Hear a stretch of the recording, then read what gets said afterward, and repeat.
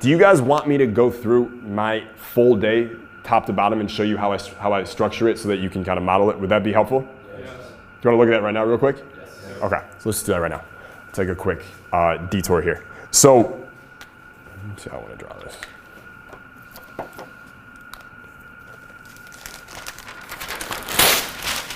That's gonna get messier and messier over there. It's gonna be fun. So the first thing I do,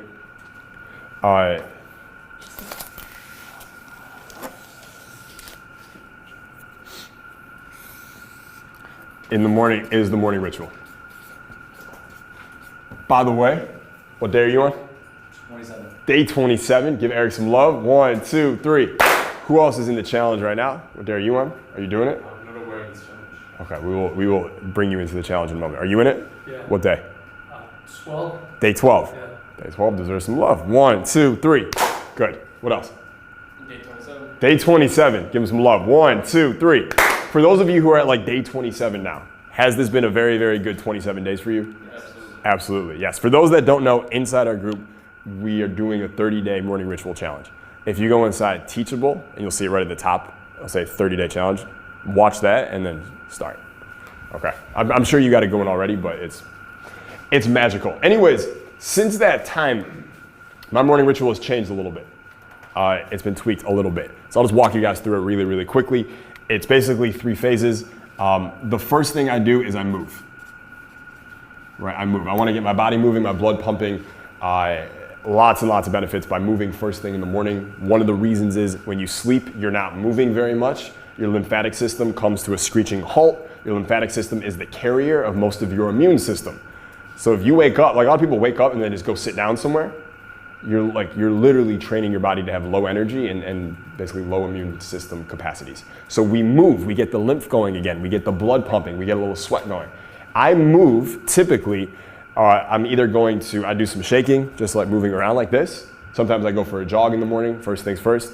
And then I'll do some type of bioenergetic breathing or like primal breathing, right? Which is like that, right? Inhale on up, exhale on down, right? The Tony Robbins breathing. Or I'll do yoga, right? I move. I don't care what you do, you just move and you breathe.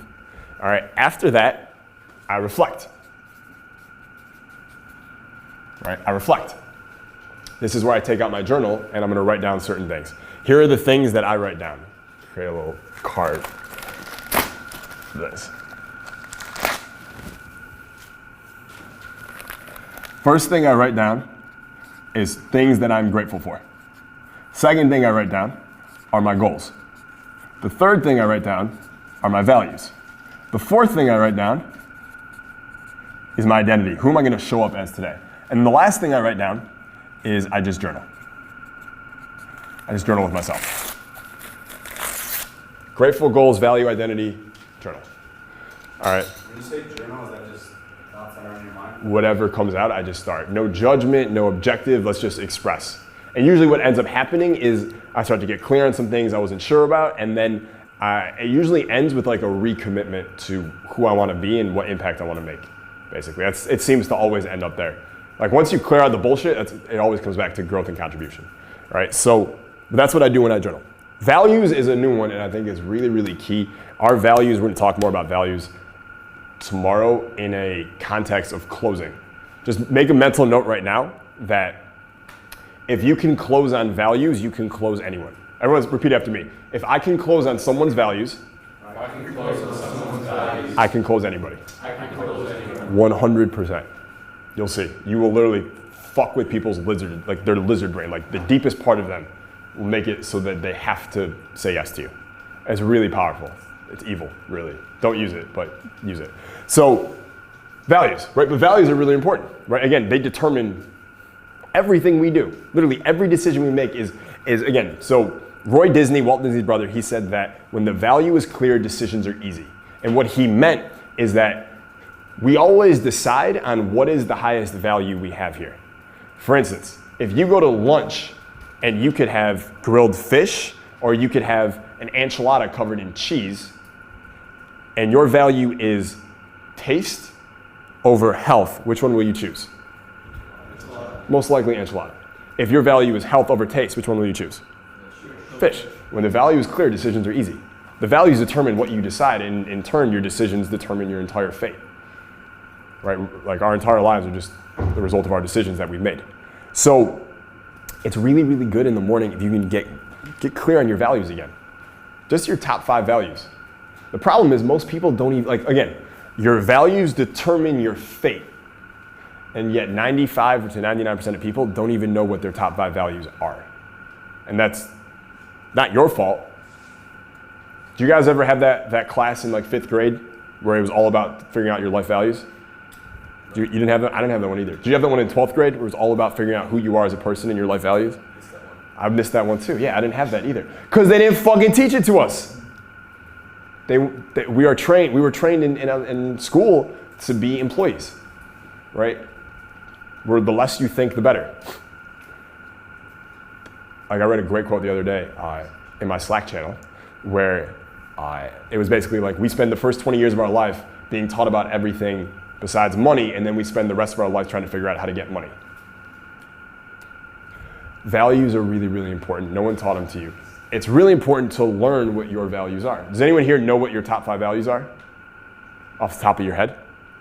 You should be, here's the key thing, and Sharon pointed this out to me, and I agree completely, is that all the things on this list, particularly goals, value, identity, you should be able to write those down from memory. From memory. They should be top of mind at all times. You should be able to write them down. My goals, I can write them down from memory. My values, I can write like literally from memory, right? Highest value to me is mastery. Mastery, health, contribution, love and peacefulness, rationality, organization and discipline, assertiveness, playfulness. Those are my values. I can name my goals, I got it, right? Really important that you're able to do this. So this is what I do in the morning. I move and then I reflect. So move about 10 minutes, reflect takes about 20 minutes.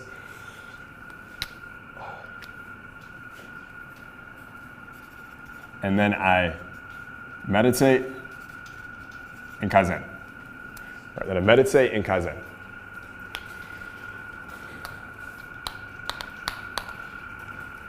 So my meditation is very, very simple. It's 15 minutes. I lie down, my eyes are closed, and I just basically scan my body from toe to temples, and I just go through every part of my body and I consciously relax it.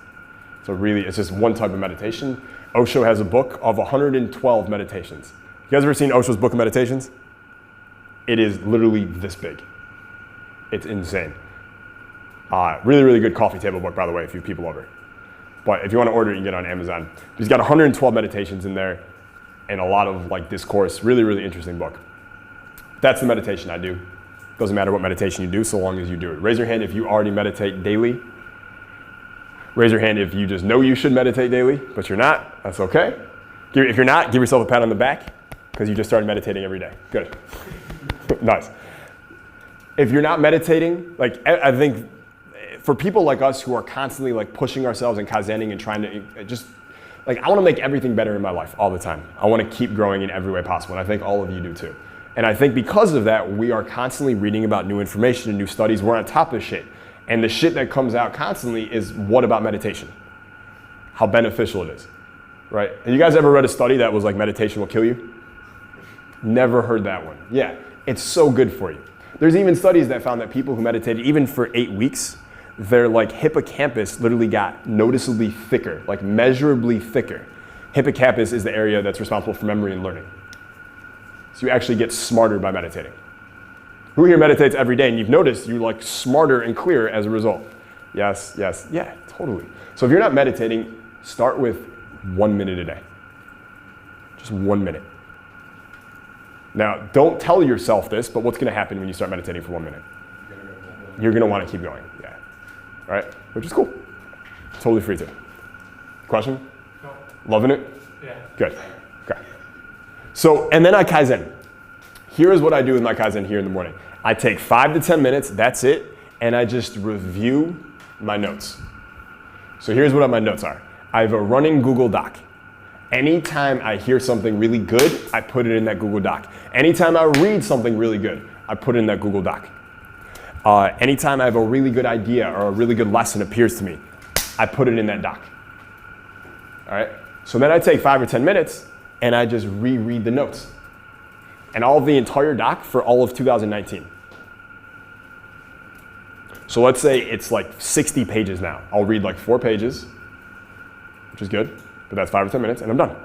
And the next day I'll pick up where I left off, and I'll just read 10 more minutes there, and so on and so forth every day. A lot of people are like, Jason, how do you memorize so much stuff? Like you have all these quotes off the top of your head and all these stories, you memorize all this shit, which is kind of weird knowing that you smoke weed, right? Like you smoke a lot of weed, Jason, which by the way, I don't. I just put out Instagram videos about them because they get a lot of views. That's the truth. It's like you look at our top view videos for some reason, why I smoke weed gets like the most, it's like weed, for us, weed and Lambos are the 2 winners by far. So we need to do an Instagram video where I'm in a Lambo smoking weed. That will be a guaranteed winner. But the reason I'm able to internalize so much of this stuff is because my brain sees it almost every day. The best notes, the best quotes, like that quote I said about Roy Disney, when the value is clear, decisions are easy. I read that in Walt Disney's biography like 6 years ago. It went in one of my docs, which I read constantly for that year, maybe 2015 or something. It's in me now. I won't forget it because it was useful. And my brain saw it. Like your brain needs to see something more than once to internalize it. You know that, right? Like repetition is the mother of learning, right? And consistency is the DNA of mastery. It's a good quote, right? Consistency is the DNA of mastery. I know that because I put that in my doc last week and I've read it like 4 times in the last week. So it rolls off the tongue now.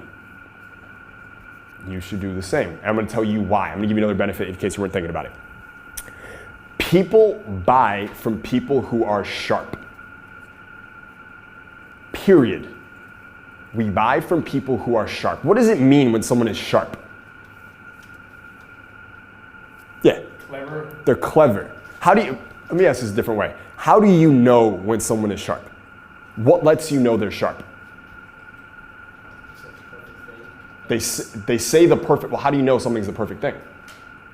Is it possible it's not the perfect thing that they said, but they said it as if it was the perfect thing, so you believe they're saying the perfect thing in that moment? I agree, right? What else lets you know someone is sharp? So they seem to say the perfect thing. Maybe they say it the right way with a lot of certainty. What else? Yeah. Yeah, just good answers to like pretty much all questions you have. They have good answers to everything. Yeah, just overall. Yes. Are they necessarily the right answers, or there's a lot of certainty in their answers? Certainty. It's sharpness, it's certainty. Here's another way to think about this. What things can you see or hear in someone that let you know they're not sharp? Let's invert it. How do you know when someone's not sharp? You're like, that's not a sharp person. Like they stumble. They stumble. Like they don't know what the fuck they're talking about. What else? Monotone. They're monotone. Okay? Monotone, they stumble around. What else? They waffle on. They waffle on. It's an Australian one. I like it. Yeah, they ramble. Yeah, they ramble.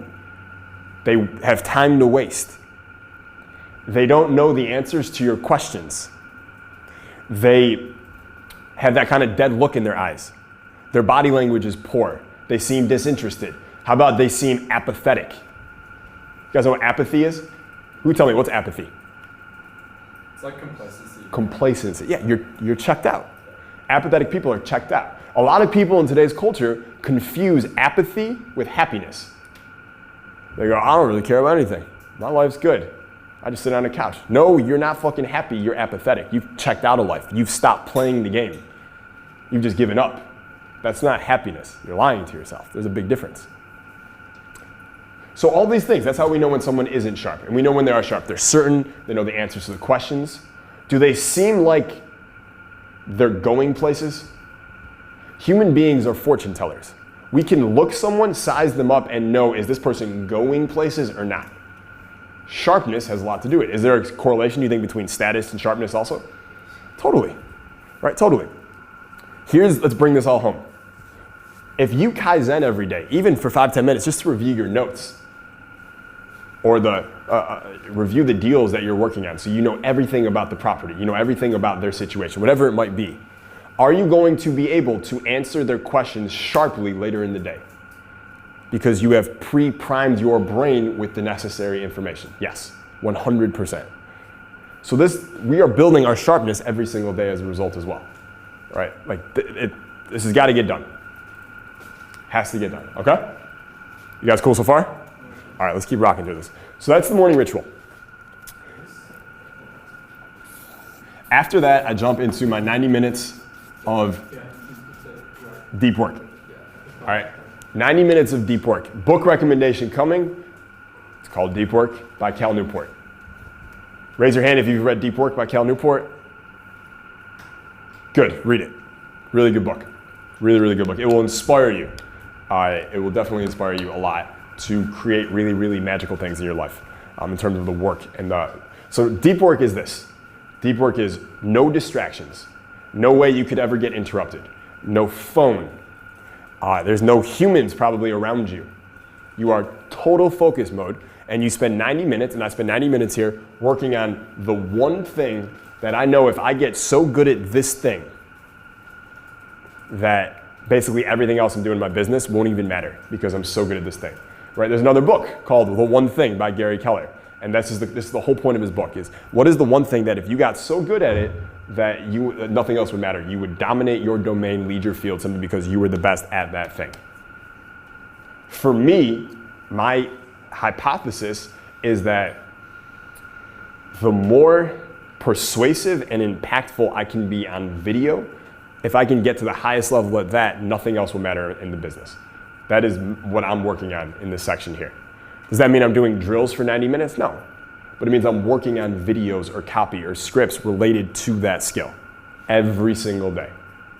Make sense? So make a note here. What might that be for you? What might be that thing for you? You got so good at this one thing, so like literally you got so good at it that all this other stuff you do in your business, it almost wouldn't matter. Like it literally almost wouldn't matter because you were just the best at that one thing. If you don't know the answer, that's okay, but it's a good thing to think about, okay? So after that,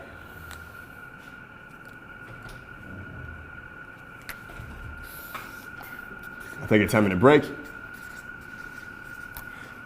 And then after that, I go into a 60-minute deep work session. Same thing as before. I might be working on other projects here at this point. And then another 10-minute break. Then one more 60-minute session.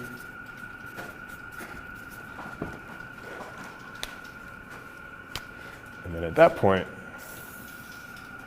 this is usually when I train. And for training, that usually means lifting or yoga for me. About 60 to 90 minutes. By this point here, morning ritual, 90 minutes deep work, 10-minute break, 60 minutes deep work, 10-minute break, 60 minutes deep work. And then even forget this up to this point, is this a really productive day for most people already? Yeah, I probably got more done in that day than most people will get done in a month, right? That's just the facts.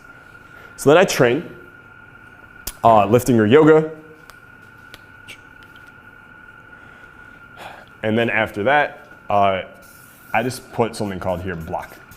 I block off an hour, right? And I block off that hour simply because I find that if I literally work nonstop from sun up till sundown, that there is a energetic debt I incur.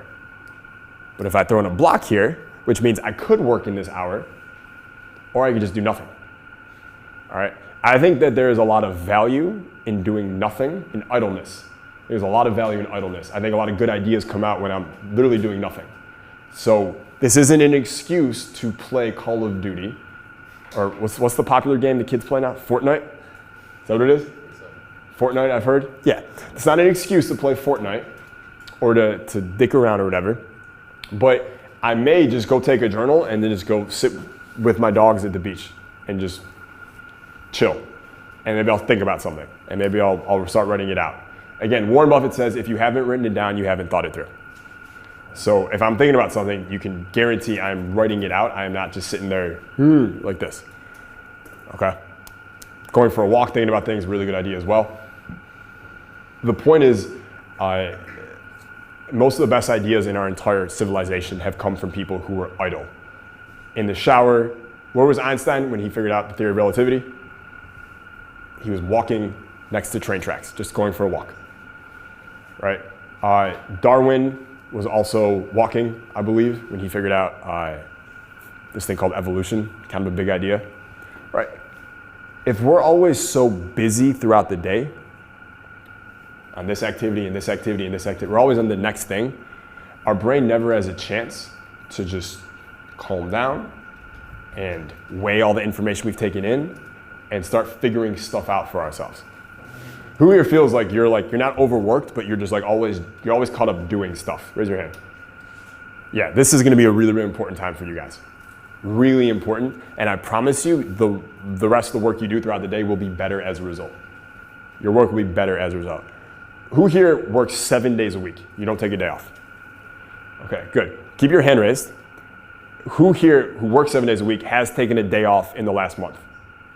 Like you actually did take a day completely off from work? I worked Yes? for like 30 minutes one day. Okay, that counts. Now, so all the champions who work 7 days a week, when you took that day off, did you notice you were better the day you came back? Raise your hand. Yeah, every hand stays raised. Why is that? We have to train ourselves the same way athletes train themselves. Are athletes training in the weight room 7 days a week? No. What happens if you train 7 days a week? Anyone here personal trainer or was a personal trainer? Okay, so I'm the biggest authority on personal training in this room, which is absurd because I'm not an expert at all on it. I did get my certified personal training thing when I was 19 or 20 years old. I was really big into training, obviously, when I was younger. There was different types of periodization is what it's called. Ryan, do you remember that? Periodization? Yes. Yeah, right. There was concurrent periodization. There was West Side periodization, conjugate periodization, which sounds like conjugal visits. There was all kinds of periodization. And what these were is they were specific training plans that these Russian Soviet scientists would work on to figure out how to get the best results from their people, from their clients, from their athletes. So for instance, one of them would be concurrent periodization. And I believe it was where you would go really hard for 3 weeks. So week 1, moderately heavy weight. Week 2, heavy weight. Week 3, extremely heavy weight. Week 4, off. And then you come back on week 5 and you'd actually be stronger than the person who just went 4 weeks straight. Right? It was called the super compensation effect. You push your body past the limits and then you take time off, give your body a chance to recover, and it actually comes back stronger than it was before. I believe we need to treat our work this way as well. Our brains this way. If every study is showing us on neuroplasticity that our brain is a muscle, why would we train it not like a muscle? So I think everyone here should take 1 day off a week, is basically what I'm saying here. It's 1 day off a week, completely off. Call it a 0 device day, a no screen day. And you're doing it because you will actually get better. You will get better faster at what you do at your craft because of that day you took off. This only works fucking killing it the 6 days a week that you're not off. If you're like a normal 95%er, underperformer, underwhelming, underachiever, this wouldn't make sense. They don't need, why would you need a day off from being lazy? But in general, if you're going hard, then it's important, okay?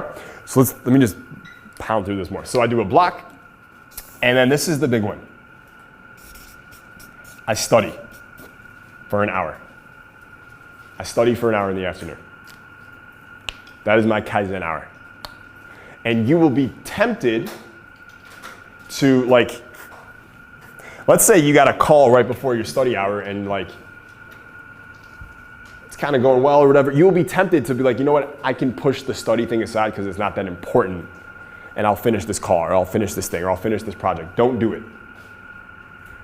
Long term, it's this study thing right here that will make you the leader in your field. That's the difference. Right? As Robin Sharma would call it, it would give you a GCA, a gargantuan competitive advantage. I'll tell you why. No one does this. Who do you know? Literally, who do you know outside of maybe the people you've met at my events or whatever, who actually takes the time as an adult to study for an hour every day? The average person reads no books after college. No books. That's absurd, right? That's insane. Doctors finished medical school 30 years ago. Haven't updated their education at all. Still treating patients the same way they were taught 30 years ago. It's crazy, right? So what would you do when you study? What are some examples you could do? Yeah. Books. Yeah, read books. Videos. Read books on marketing and copy and psychology and leadership and productivity and personal development. Go through courses on this stuff. Here's what's not studied to me. Searching on YouTube for videos. Doesn't count. All right, it doesn't count. You can watch YouTube videos and you can learn some things from them, but that's not studying. You wanna know why it's not studying to me also? Because of that suggested video bar thing on the right side that is so optimized to your brain to control 12% of your brain. So you're watching the video, but 12% is looking at that suggested video. And you're like, fuck, it's suggested. Like, maybe I should watch it. Like they probably know better than I do. So that's not really studying. So you read books, you can go through courses. What else could you do? If you have a coach or a mentor, you could talk to them, right? Or how about if you're in a group like this? I think like every mastermind group that I am in, I set up, I call them pods, where I'll find other people in the group who I think we could help each other. And then we'll have times every month or whatever, we'll get on a Skype call or a Zoom call and we'll just share ideas with each other. We'll help each other with strategies. It's like a mini mastermind within the mastermind. This is when I would schedule that. It's Kaizen. Does that make sense? Yeah? All right.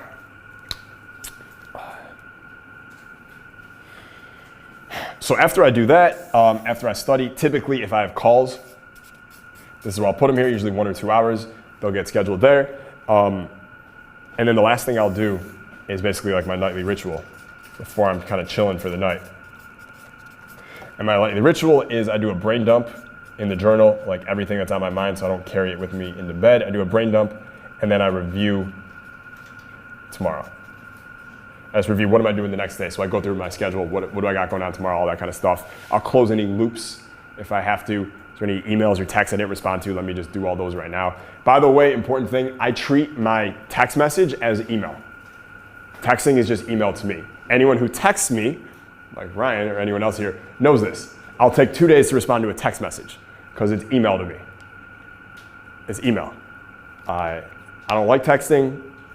I don't like doing it. I do it for some people because I like them, but like I just don't like it. I find it distracting. I prefer the random call. The random call, yeah. Random calls are great. I'm like, there's an hour. All right. Yeah, but I treat texting like email. 1, you don't need to respond to every text you get. 2, you don't need to respond to every text you get right away. 3, I promise you that other person's text does not have your highest priorities as their highest priorities. Right, like the same way, if you check your email first thing in the morning, you are putting other people's agendas above yours. If you're working and you get a text and you respond to that text, you're putting other people's agendas above yours. Same thing, it's no different. So I just look at, all texting is email, it's the same thing. So are there any emails or text messages I have to respond to I haven't yet? Let me just get all those done, clear my desk, right? The Sam Walton rule, clear your desk before sundown, and then I'm there. And then at night, usually I'll carve out about 45 minutes and I'll read. Somewhere in there I'll read, right? This is time to like spend with your family or the people you care about, unplug, turn off devices, that sort of thing. If I can do this every single day, if I can do this for 6 days a week, Monday to Saturday, I am very happy and things are going really well. All right, very well. Any questions about any of this stuff right here? This was completely unplanned, but I think it's useful. Is this useful for you guys? Yeah. Okay. Here's what I want you to do now. Stand up and talk with the partner. How is this going to change your current daily system, your daily structure right now? Jam on it. Derek. The morning ritual, some of the specifics in there is like the values, identity, and the journaling was good. And then also the nightly ritual, I'm not reviewing the next day. Yeah. Totally. Yeah. Just pre-priming yourself basically, right? Good. Give Derek some love. 1, 2, 3. Yes. Yeah, for us, it's just difficult for us to actually plug out all the time and like have this like 1 day off a week, because just want to keep working, you know. So yeah, it's difficult to actually find ways to get something good out of that day and still, yeah, feel like you don't waste time. Sure. I mean, I'll tell you this. If you take Sunday off, that 1 day, you will be better on Monday, Tuesday, and Wednesday. You'll make more, everything will be better. Your words will be better, your speaking will be better, your persuasion, everything will be better. And as a result, your results will be better. Or you can just continue not taking that day off and being consciously aware of the fact that you are doing things on purpose to make yourself perform not at your best Monday, Tuesday, Wednesday. Your choice.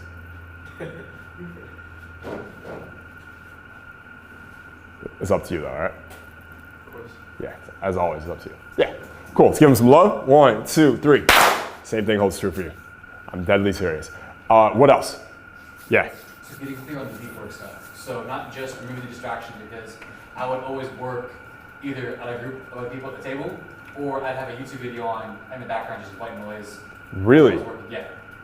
And I'm obviously gonna stop that. But also being clear on exactly what my blocks of deep work are gonna be. So this 90 minutes, I'm going to just practice shooting videos. I'm going to write out some video ideas and then just go shoot those videos and do that for the next 90 minutes. Or study, like, get Jordan Belfort's weekly thing and go through all the old calls and all his closing stuff. You don't need his stuff. Yeah. I'm just kidding.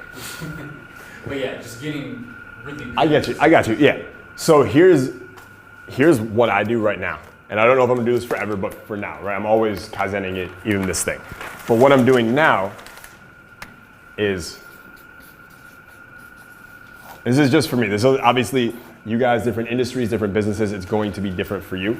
But for me, I know that some of the things I want to be focusing on, like one thing I really want in my business is I don't want to have to do live webinars ever. Raise your hand if you like attending live webinars online. You do? You're like saying yes, but you're also saying no? You don't? Okay, good. Do you really dislike them? I like personal ones, like this. Yeah, this is not a webinar. Yeah, we're humans, we're here. Yeah, right? Yeah, I don't like them at all. I don't like live webinars at all. I also think that everyone who's basing their entire business on a live webinar is like basically running towards some impending doom or implosion or something, because the marketplace is starting to get very, very aware what live webinar means. What does live webinar mean? Sales pitch. Sales pitch. What does it mean? Sales pitch. Like, yeah. I mean, okay, put it this way. You guys are in this group. This is the highest level I offer. Clearly, you vibe with something I do. I'm giving you value. You're getting a lot out of this. That is awesome.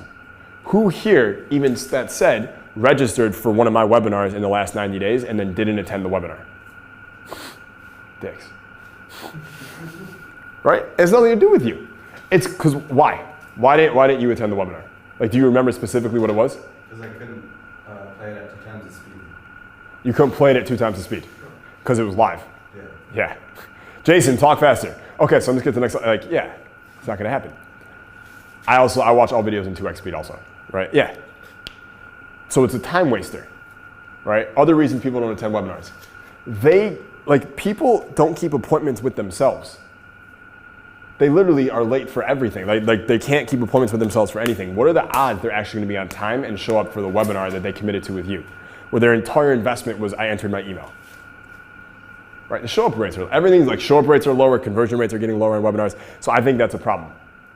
So that's one reason why I don't want to do live webinars. The other reason is it's a time suck. Anyone here ever on a webinar with me where it went over 2 hours? You guys ever run one of those marathon sessions with me? So I did the last live webinar I did, I think was 2 weeks ago. It was for IG Agent, 3 hours. I went for 3 hours. My script will take me about 120 minutes or so if I go through all the closes like the ones I gave you guys at Power Speaker, right? And then I spent the last hour answering questions and just closing more and more. And here's the worst part. In that last hour unscripted, we kept making more and more sales. Why is that a bad thing?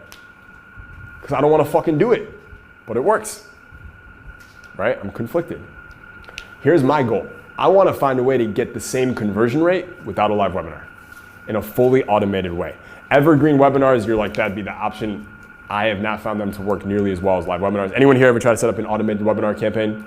A couple of you. Did it work for you? Convert? Some conversions not nearly as well as live. Not nearly as live, and not like you wanted it to. What about you? It converts for my clients, not me. It converts for your clients. Yeah. At what do they sell? Amazon FBA. Interesting. So look into that. Okay, I'm gonna ask you about that later.